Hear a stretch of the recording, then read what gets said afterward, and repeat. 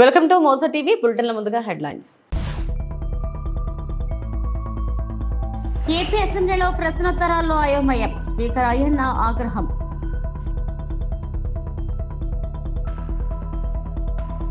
గోదావరి పుష్కరాలను వైభవంగా నిర్వహిస్తాం. మంత్రి నిమ్మల రామనాయుడు వెల్లడి.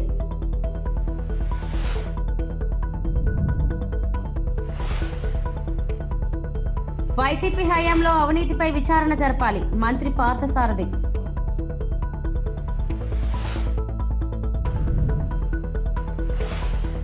ఏపీ అసెంబ్లీలో నిర్వహిస్తున్న ప్రశ్నోత్తరాల్లో నెలకొంది. అధికారుల నిర్లక్ష్యమే దీనికి కారణమంటూ స్పీకర్ అయ్యన్న పాత్రుడు ఆగ్రహం వ్యక్తం చేశారు. ఒక శాఖకు వచ్చిన ప్రశ్నలను వేరే శాఖలకు ఎలా పంపుతారని ప్రశ్నించారు. ఇళ్ల స్థలాలు, ఇళ్ల పంపిణీకి సంబంధించిన ప్రశ్న రెవెన్యూకు ఎలా వేస్తారన్నారు. అధికారులు అప్రమత్తంగా ఉండాలని హితవు పలికారు. గోదావరి పుష్కరాల పనులపై జలవనరుల శాఖ మంత్రి నిమ్మల రామనాయుడుకు శాసనసభలో ప్రశ్న ఎదురైంది. ఇదే సమయంలో మండలిలో గాలేరు నగరి హాంద్రనీవా అనుసంధాన ప్రాజెక్టుపై ప్రశ్న వచ్చింది.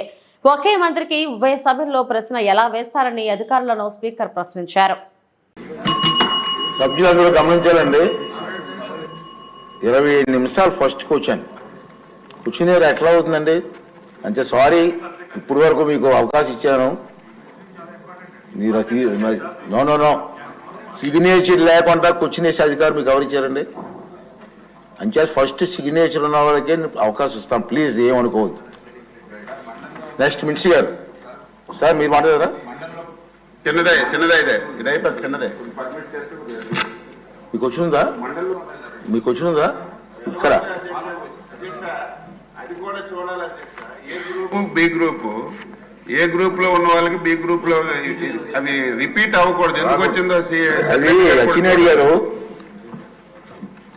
మన అసెంబ్లీలో వచ్చిన క్వశ్చన్ కౌన్సిల్ రాకూడదు. ఈవేళ అధ్యక్ష సెకండ్ డే రావాలి. ఈవేళ రామానాయుడు గారి గ్రూప్ కౌన్సిల్ లో ఉండాలి. ఇక్కడ ఎలా వచ్చింది క్వశ్చన్ అంటున్నాను. కొంచెం సెక్రటరీ గారు చూసుకోవాలి. సెక్రటరీ గారు కాదు, అన్ని కూడా స్పీకర్ గారు సెక్రటరీ మీద మాట్లాడతారు. ఒక్క నిమిషం కూర్చొని చెప్తాను. చదువుతా. అసెంబ్లీ పంపిన ప్రశ్నలు కొన్ని శాఖల అధికారులు నోట్ దిస్ పాయింట్, అనాలోచితంగా వేరే శాఖలకు వాళ్ళే పంపించుకుంటున్నారు. ఈ రోజు కూడా వచ్చింది ప్రాబ్లం. రెవెన్యూ దాంట్లో ఉదాహరణకి ఈరోజు 142 నెంబర్ ప్రశ్న గృహ నిర్మాణ శాఖ పంపిన అధికారులు దాన్ని రెవెన్యూ శాఖ పంపించారు. ఎట్లా పంపిస్తారండి?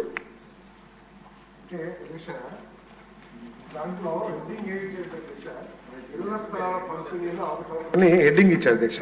క్వశ్చన్ లో మాత్రం బాడీలో మాత్రం ఎక్కువ హౌసెస్ గురించి ప్రశ్నలు అడిగారు.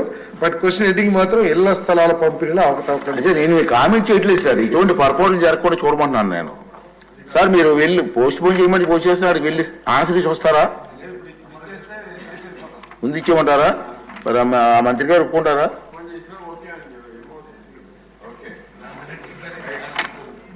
చెప్పనండి సార్. నిర్ణయంగా పెద్దల నిర్ణయం కూడా తీసుకోవాలి కదా.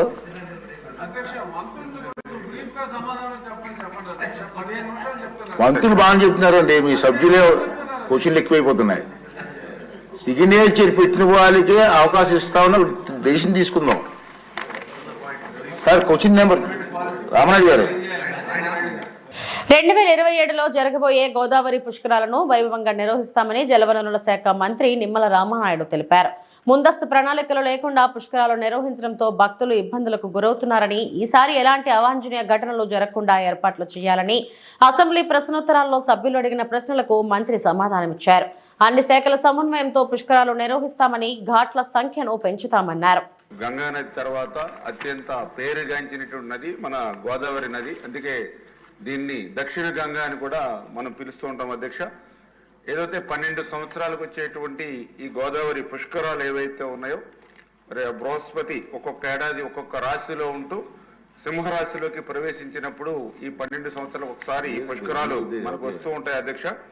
ఏదైతే ఈ యొక్క 12 సంవత్సరాలకు వచ్చేటువంటి ఈ పుష్కరాలు మరి ఒక్క ఏడాది ఉన్నప్పటికీ అందులో మొదటి 12 రోజులు ఆది పుష్కరాలుగా, తర్వాత ఆఖరణ వచ్చేటువంటి 12 రోజులు అంత్య పుష్కరాలుగా మనం పిలుస్తూ ఉంటాం అధ్యక్ష.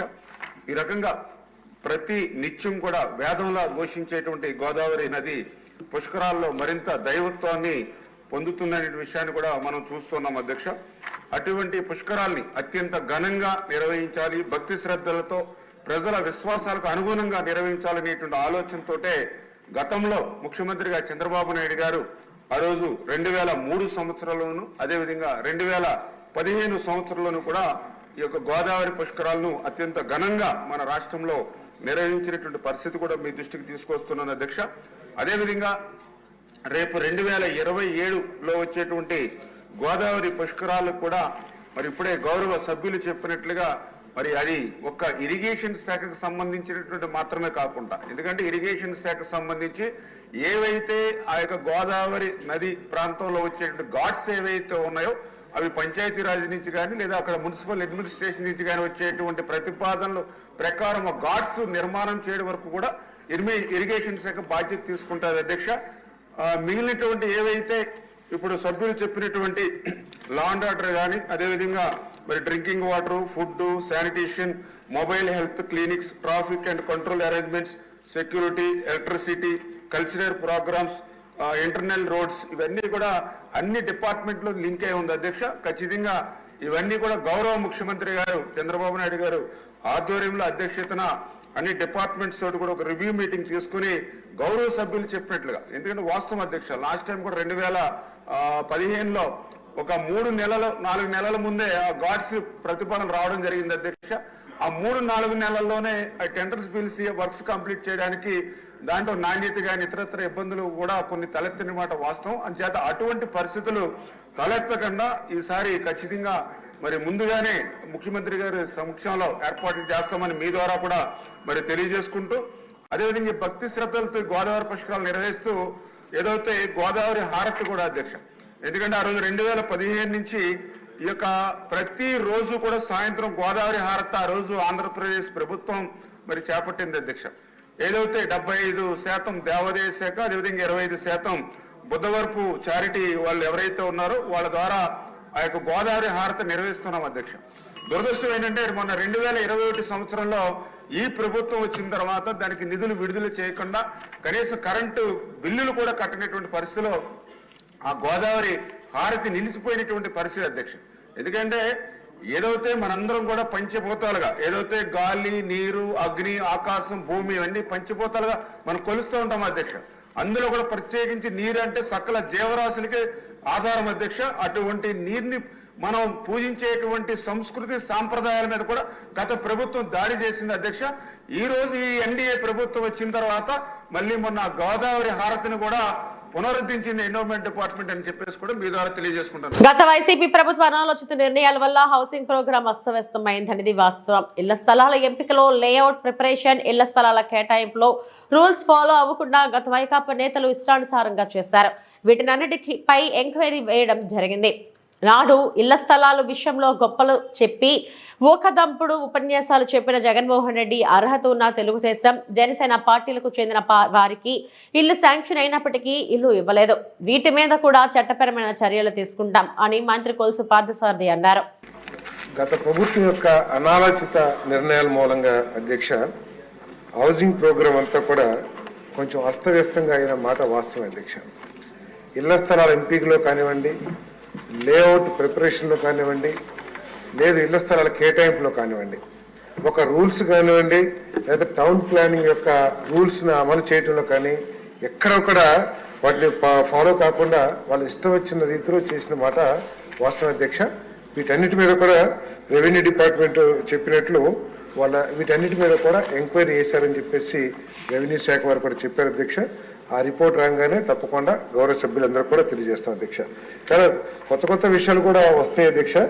ఎందుకంటే రాష్ట్రం అంతా 1 సెంటు, సెంటున్నర ఇస్తే కందుకూరులో 2 సెంట్లు ఇచ్చేశారు. ఇది ఎక్కడ కొత్తగా మేము కూడా కొత్తగా విన్నాం అధ్యక్ష. ఇది గత ప్రభుత్వం అంటే వాళ్ళు ఇష్టం వచ్చినట్టు ఒక రూల్స్ కానివ్వండి, ఒక పద్ధతి కానివ్వండి లేకోకుండా వాళ్ళు ఏ విధంగా చేశారనే దానికి ఇదో పెద్ద మచ్చుతునికి అధ్యక్ష. ఎట్లా ఇచ్చారు దీని మీద తప్పకుండా ఎంక్వైరీ చేసి బాధ్యత మీద వాళ్ళ మీద చర్యలు తీసుకుంటామని చెప్పేసి తెలియజేస్తాం అధ్యక్ష. అదేవిధంగా గృహ నిర్మాణానికి వస్తే అధ్యక్ష, చాలా ఇల్లు కేటాయింపులో కానివ్వండి చాలా గొప్పగా చెప్పారు. పేదలందరికీ ఇల్లు అని చెప్పేసి ఆనాటి ముఖ్యమంత్రి గారు చాలా గొప్పగా చెప్పి కొంతమందికి మాత్రమే తెలుగుదేశం జనసేన అంటే ప్రత్యేకంగా వాళ్ళందరికీ కూడా శాంక్షన్ అయినా ఎలిజిబిలిటీ ఉన్నా కూడా వాళ్ళందరికీ ఇల్లు రాకోకుండా చేశారు అధ్యక్ష. దాంట్లో ఎటువంటి అనుమానం లేదు. దాని మీద తప్పకుండా చర్యలు తీసుకుంటామని చెప్పేసి నేను మనవి చేస్తాను అధ్యక్ష.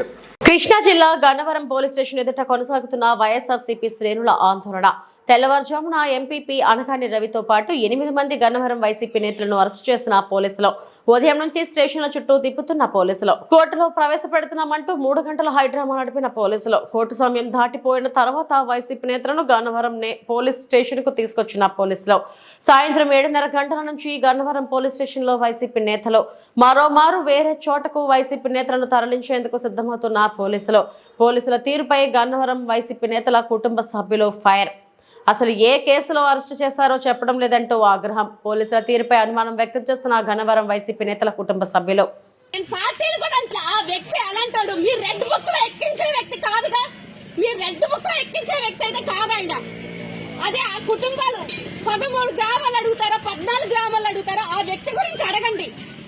కనీసం మెజిస్ట్రేట్ ఇది ఇచ్చారమ్మా తీర్పు, అందుకే మీ ఫ్యామిలీ వాళ్ళని తీసుకెళ్తున్నాం, లేకపోతే మీ గ్రామ ఇది చేస్తున్నాం, మీ ఎంపీపీ గారిని తీసుకెళ్తున్నాం అని ఒక ఇన్ఫర్మేషన్ ఇవ్వండి.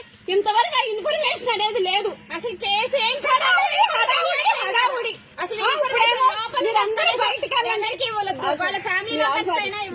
మీరందరూ బయటకు వెళ్ళండి. డిఎస్పీ ఎస్పీ వస్తున్నారన్నారు. అక్కడే బస్సు ప్రిపేర్ చేస్తున్నారు. మెజిస్ట్రేషన్ నుంచి తీర్పు రాలేదంటున్నారు. అక్కడ చేస్తున్నారు. ఎక్కడికి తరలిస్తారు మీరు? ఎక్కడికి తీసుకెళ్తారని ఎప్పుడు ఏదో కాదు. సరే చెప్తారని మీ నడిపించండి, నడిపిండి. అంతేకాని ఎక్కడెక్కడియో ఇరికించి లేకుండా అసలు ఏంటి ఏ కేసు అనేది కూడా చెప్పుకోకుండా తీసుకెళ్ళిపోతే ఎలాగా నేను చేయాలి అనుకుంటే అన్ని గ్రామాల కాదు పేదల నుంచి ప్రతి బలహీన వర్గాల నుంచి వచ్చి ఇక్కడ రెడ్ బుక్లు పెట్టడం కాదు. ఇక్కడ ఉండి ఇక్కడ పుట్టి ఇక్కడ పెరిగి ఇక్కడ చదివి రాజకీయం అన్నారు. పార్టీలు హవా నడుపుతుంది కాదు. ఈ చుట్టుపక్కల ఉన్న గ్రామాలు మొత్తానికి తెలుసు అనగానే రవి ఎలాంటాడు అని. అది అందరూ పిలిపించి మాట్లాడి మా ముందు సెటిల్ చేయండి, చేసుకోండి. అంతేగాని వచ్చేసి 4 మాటలు చెప్పేలే వాళ్ళని కదా ఎంక్వైరీ చేయాల్సింది. కష్టజీవి రోజు కష్టపడి కూలి చేసుకునేవాడిని అడగండి ఆయన వ్యక్తిత్వం ఎలాంటిదో. 11 అయినా సరే ఏ కేసు అనేది ఫ్యామిలీ మెంబర్స్ కూడా తెలియదు. నాటుసారా తయారీ స్థావరాలపై నర్సీపట్నం పోలీసులు ముమ్మర దాడులు చేశారు. జిల్లా ఉన్నతాధికారుల ఆదేశాల మేరకు Narsipatnam rural CI L Revathamma గారి ఆధ్వర్యంలో Narsipatnam rural police station SI P Rajarao మరియు సిబ్బంది ఈ రోజు నర్సీపట్నం మండలం చెట్టుపల్లి మరియు రోలుగుంట మండలం సరిహద్దుల్లో నాటుసారా తయారీకి సంబంధించిన స్థావరాలపై నమ్మకమైన సమాచారంతో నర్సీపట్నం రూరల్ పోలీసులు మెరుపు దాడి చేయగా నాటుసారా తయారీకి ఉపయోగించే పులుపు సుమారు 4000 లీటర్లను ధ్వంసం చేయడం జరిగింది. అదేవిధంగా నాటుసారా తయారీకి ఉపయోగించే సామాగ్రిని కూడా ధ్వంసం చేయడం జరిగింది. ప్రజలకు పోలీసు వారి విజ్ఞప్తి ఏమనగా ఎక్కడైనా నాటుసారా తయారీ గాని అమ్మకాలు గాని అక్రమంగా మద్యం అమ్మకాలు జరిగినట్లుగా అయితే పోలీసు వారికి సమాచారం ఇవ్వాల్సిందిగా కోరుకుంటున్నాం. అదేవిధంగా ఎవరైనా నాటుసారా తయారు చేసినా అమ్మినా చట్టపరంగా కఠిన చర్యలు తీసుకుంటామని హెచ్చరించారు.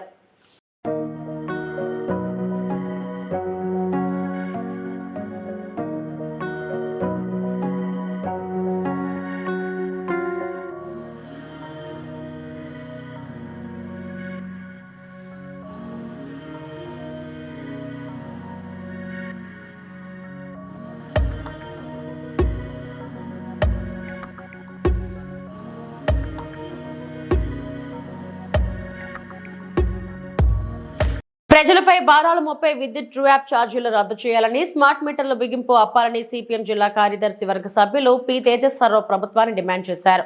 ప్రజలపై విద్యుత్ భారాలు వేయవద్దని, విద్యుత్ స్మార్ట్ మీటర్ల బిగింపు అప్పాలని కోరుతూ సిపిఎం ఆధ్వర్యంలో ఎచ్చర్ల విద్యుత్ సబ్స్టేషన్ ఎదుట ధర్నా నిర్వహించారు. ఈ సందర్భంగా ఆయన మాట్లాడుతూ రైతులు, కార్మికులు, ప్రజల పాలిట ఉరితాళ్లుగా మారనున్న విద్యుత్ స్మార్ట్ మీటర్లు బిగింపు ప్రక్రియను తక్షణమే నిలిపివేయాలని డిమాండ్ చేశారు. విద్యుత్ స్మార్ట్ మీటర్స్ కు వ్యతిరేకంగా ప్రజలంతా ఐక్యంగా ఉద్యమించాలని పిలుపునిచ్చారు. తెలుగుదేశం కూటమి ప్రభుత్వం అధికారంలోకి వచ్చిన తర్వాత జిల్లాలో ప్రభుత్వ కార్యాలయాలకు ముందుగా ప్రీపెయిడ్ స్మార్ట్ మీటర్లు బిగిస్తున్నారని అన్నారు. ప్రస్తుతం చిన్న మధ్యతరగతి వ్యాపార సంస్థలతో సహా అందరికీ స్మార్ట్ మీటర్లు పెడుతున్నారని, నివాస గృహాలకు మీటర్లు పెట్టడానికి సన్నాహాలు చేస్తున్నారని అన్నారు.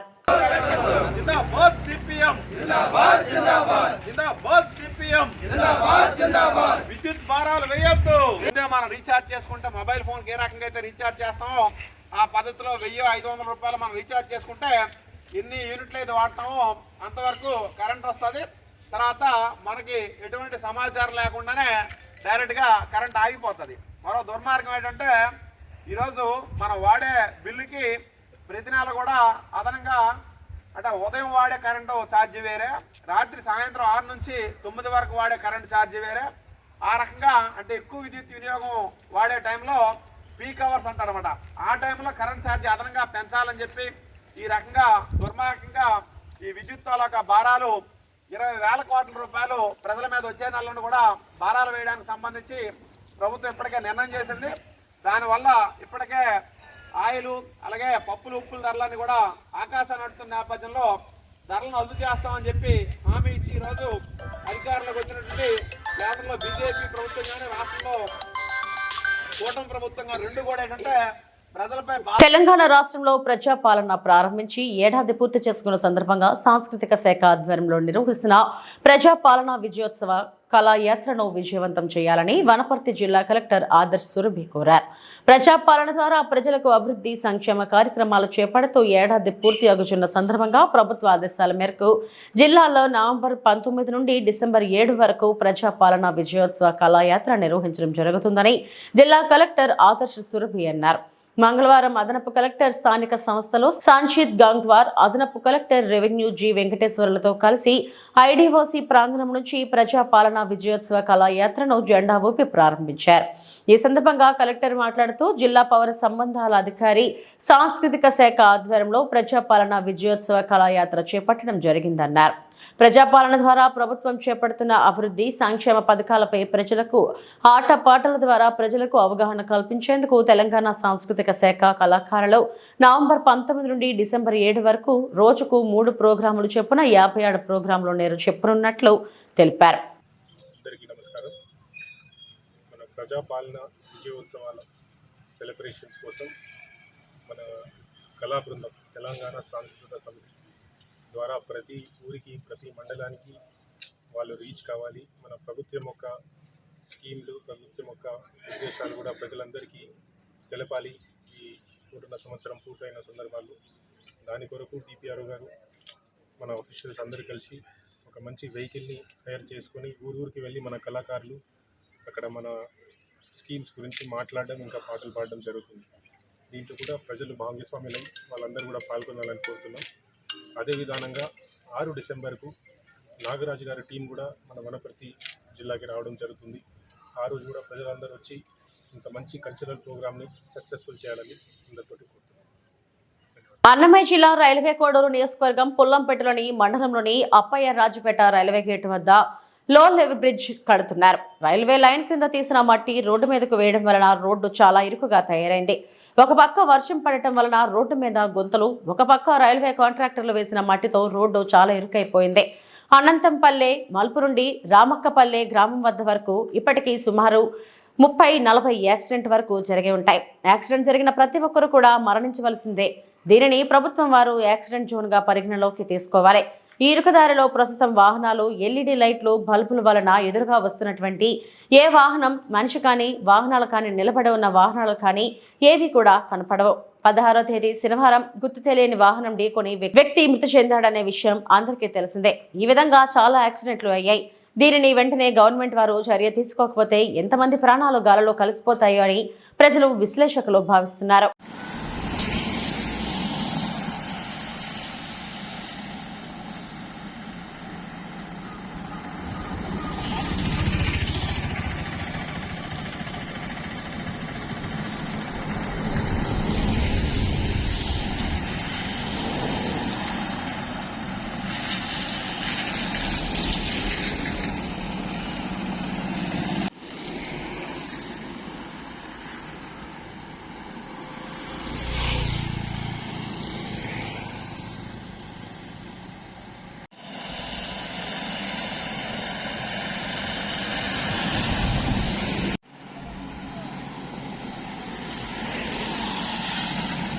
గుంటూరు మెడికల్ కాలేజీలోని జింఖానా ఆడిటోరియంలో IME 66వ రాష్ట్ర సదస్సు జరగనుంది. ఈ నెల 22, 23 మరియు 24 తేదీలలో నిర్వహించే ఈ సదస్సుకు వైద్యులు పెద్ద సంఖ్యలో హాజరై విజయవంతం చేయాలని రాష్ట్ర సదస్సు ఆర్గనైజింగ్ సెక్రటరీ డాక్టర్ సేవా కుమార్ పిలుపునిచ్చారు.